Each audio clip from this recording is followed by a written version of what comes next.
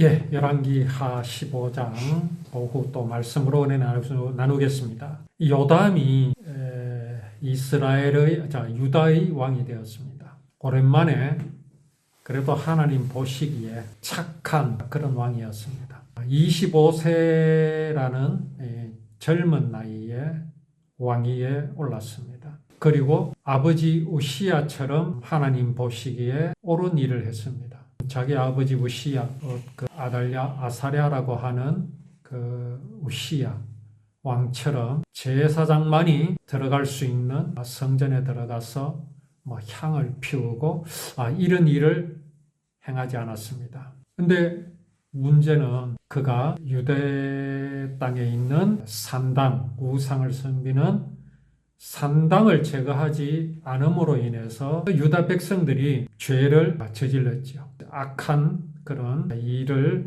행했다. 그렇게 말씀하십니다. 당연히 하나님 앞에서 악함이라는 것은 무슨 나쁜 짓 하는 그걸 말씀하는 게 아닙니다. 우리가 성경에서 그 악한 것에 대해서 교회에서 늘 이렇게 가르치는 대부분이 악행을 저질렀다, 악하였다, 유대왕 또 이스라엘 왕이 악하였다 그러면 전부 무엇이라고 말합니까? 막 살인을 저지르고요, 백성을 괴롭히고 악한 정치를 하고 독재를 하고 이런 것으로 말하거든요. 이런 것으로. 근데 이것은 참 심각한 잘못입니다. 왜냐하면 우리가 죄에 대해서 정확하게 모르면요, 정확한 회개를 할 수 없습니다.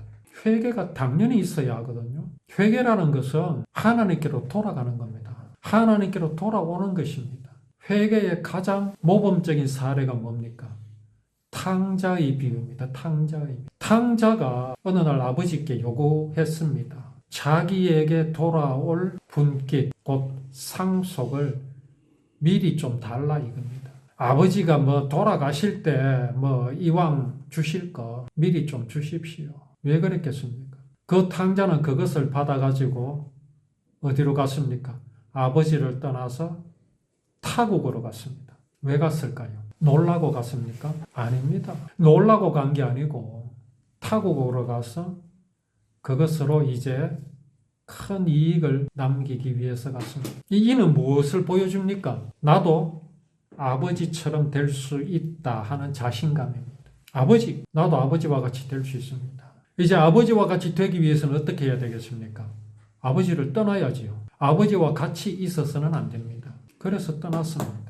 아버지를 떠나니 어떤 현상이 나타났습니까? 열심히 잘 살아보세가 나타났습니까? 아닙니다. 창녀들과 놀아나고 있는 재산 다 까먹었습니다. 그게 바로 하나님을 떠난 인생의 모습입니다. 나중에는 돼지나 먹는 그 사료, 그 열매도 주는 이가 없어서 먹지 못할 정도였습니다. 얼마나 처참하게 됐습니까? 원인이 뭘까요? 아버지를 떠났기 때문입니다. 아버지를 떠났기 때문에. 오늘날 사람에게서 나타나는 불의, 추악, 탐욕, 시기, 살인, 분쟁, 악의가 가득하고 간음하고 도둑질하고 이런 게 왜 사람에게서 나타납니까? 그게 죄입니까? 아닙니다. 하나님을 그 마음에서 버렸기 때문에 나타나는 현상입니다. 생명이신 하나님을 상실했기 때문에 나타나는 현상입니다. 그렇다면 사람의 죄는 무엇일까요?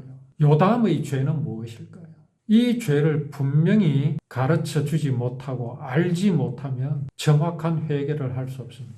자, 그 탕자가 어떻게 됐습니까? 앉아서 한탄하죠. 내가 왜 이렇게 되었는가? 차라리 아버지 집에 가서 아들이 아니라 내가 종으로 살리라. 종으로 사는 것이 지금 여기에서 사는 것보다 더 낫겠다. 그 지경이 되었습니다. 탕자에게 복이 된 게 뭡니까? 자기의 처지, 자기 자신을 정확하게 알게 되었다는 거지요. 회생할 수 없다는 걸 알게 되었습니다.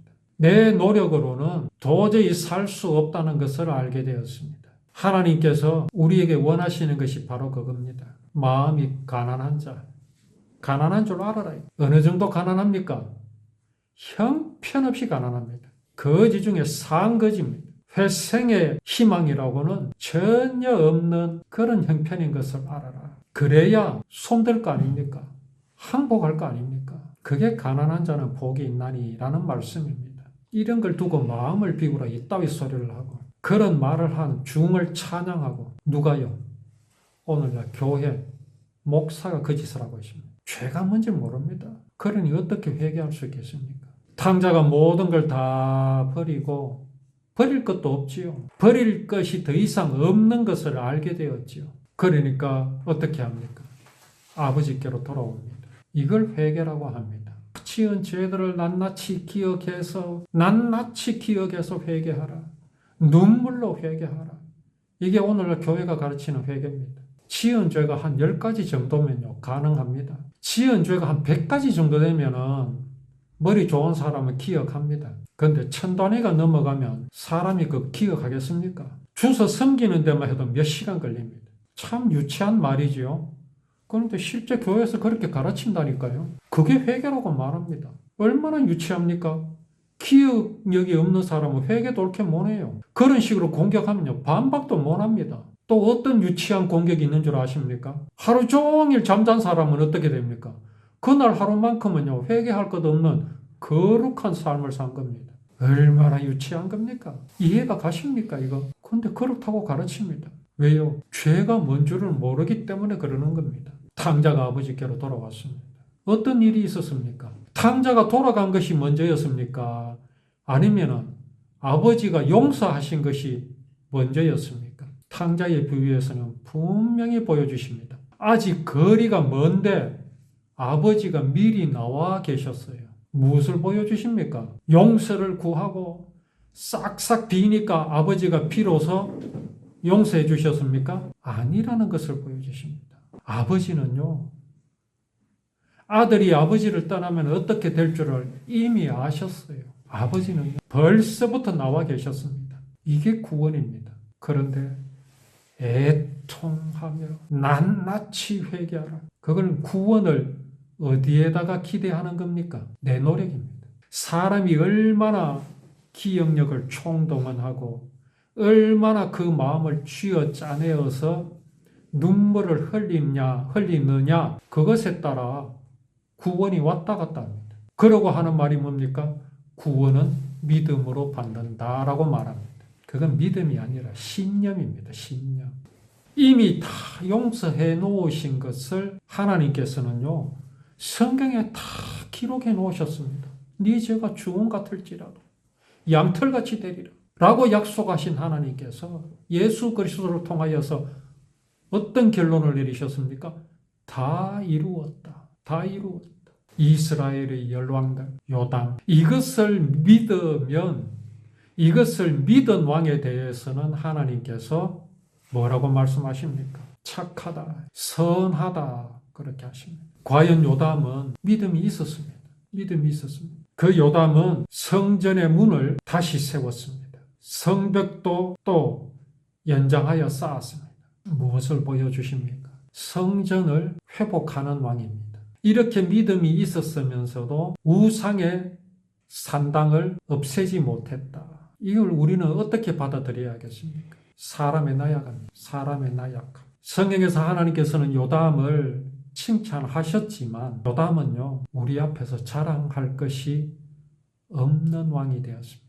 그렇게 살아갔습니다. 그럼에도 불구하고 하나님께서는 그 요담을 칭찬하시는 하나님이시다 라는 겁니다. 그가 성전의 윗문을 다시 세웠다라는 것은 성전에 대한 그의 생각이 마음이 있었음을 보여주십니다. 성전이 무엇입니까? 그 옛날 그들의 조상이 400년, 500년 전에 그 광야에서 지었던 그 성막입니다. 거기에서 희생 제물을 드림으로 죄 사함을 받는 곳, 그 성막이 성전이 되었습니다. 그 성전을 다시 세우고 문을 다시 세웠다라는 것은 요담의 마음에 하나님의 그 구원의 언약을 보여주시는 성막이 그 마음에 있었음을 보여주십니다.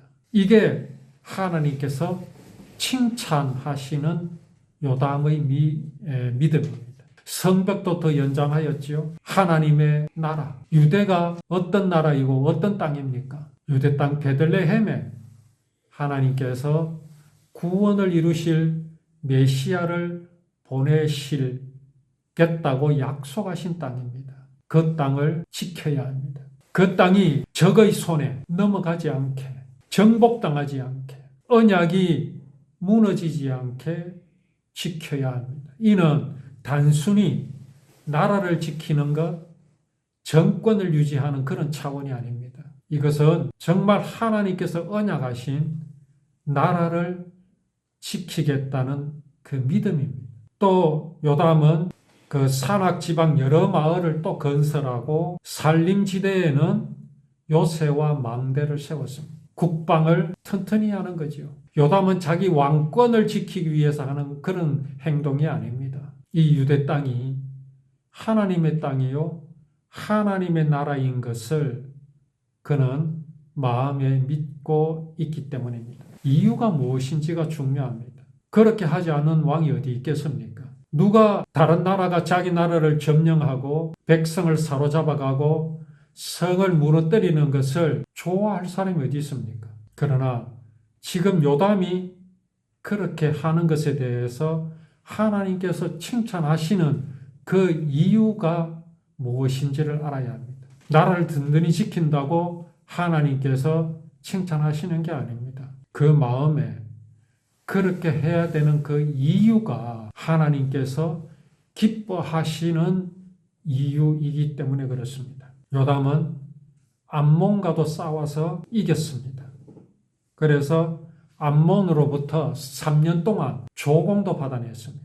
해마다 은 100달란트를 조공했습니다. 그리고 밀과 보리를 이스라엘에 바쳤습니다. 이랬다는 것이 그냥 그랬다. 그렇게 조공을 받는 나라가 되었다. 그렇게 해버리면 성경의 역사는 하나님의 역사가 될 수 없습니다. 이스라엘의 그 부패의 역사, 유다의 이렇게 요담이 승리하는 역사, 이 모든 역사가 하나님의 역사입니다. 그냥 정치적으로만 해석하고 사람의 역사로만 바라볼 것이 아니라는 겁니다. 여기에는 그들이 승리하든 또 패배를 하든 그들이 발전을 하든 망하든 하나님께서 친히 간섭하시고 하나님께서 이 모든 역사를 이끌어 나가신다는 사실을 우리는 알아야 합니다. 요담이 점점 강해졌습니다. 그 이유는 언제나 하나님께 복종했기 때문입니다. 하나님께 복종하였다는 건 뭡니까? 무엇이 하나님께 복종하였다라고 할 수 있겠습니까? 죄 안 저지르고 착하고 바르게 살았다라는 의미입니까? 그런 거 아닙니다. 요담이 착하고 바르게 살았다면 그가 그렇게 할 수 있었던 이유가 그 마음속에 분명히 있었습니다. 우리 옛말에 이런 말이 있습니다. 쌀독에 인심난다. 그런 말이 있죠. 내 쌀독에 쌀이 거덕하면요, 마음이 후해집니다. 제가 이런 비유를 들었었잖아요. 저는 쌍둥이로 태어났죠. 아들 쌍둥이면요, 눈만 뜨면 싸웁니다. 눈만 뜨면 싸워요. 우리 부모님이 얼마나 그게 걱정이 됐겠습니까? 하늘나라에 형제가는 저 둘뿐인데 저 둘이 서로 의좋게 살아야 될 건데 어릴 때부터 저렇게 치고받고 싸우니 얼마나 걱정됐겠습니까? 그런데 어느 날 제 손에 있던 누룽지가 제 동생의 손에 있는 것을 보았습니다. 이건 기적입니다. 기적. 내 동생이 빼앗았든지 그런 이유가 아니면요, 그렇게 될 리가 없습니다. 나도 모르는 새에 내 손에 있던 누룽지가 내 동생의 손에 넘어갔습니다. 어떻게 되었을까요? 나도 모르게 되었다니까요. 그렇게 된 것은 아버지께서 어디 갔다 오시면서 서울을 다녀오시면서 책을 사오셨는데 올 칼라로 된 그림 성경책이었습니다. 그림도 얼마나 많은지 한 장 넘기면 그림, 한 장 넘기면 그림. 그것을 보는 순간 제 손에 있는 누룽지 따위는 아무것도 아니었습니다. 이 쌀떡에 인신 난다는 말이 그런 말입니다.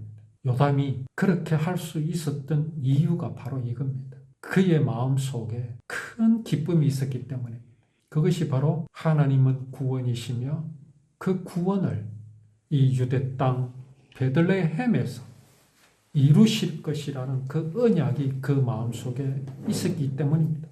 그 언약은 어디에서 나타내어 보여주십니까? 그게 바로 성전입니다. 그래서 그는 성전을 보수하고 성전을 재건하고 성전을 지켰던 겁니다. 이게 하나님 보시기에 착하고 선한 겁니다. 오늘 살아가는 우리도 내 마음속에 구원이신 예수 그리스도 성전을 늘 기억하고 그것으로 이루신 그 구원을 늘 감사하면서 그러므로 내 마음이 늘 기쁘고 늘 그 기쁨으로 충만한 우리의 믿음이 되기를 원합니다.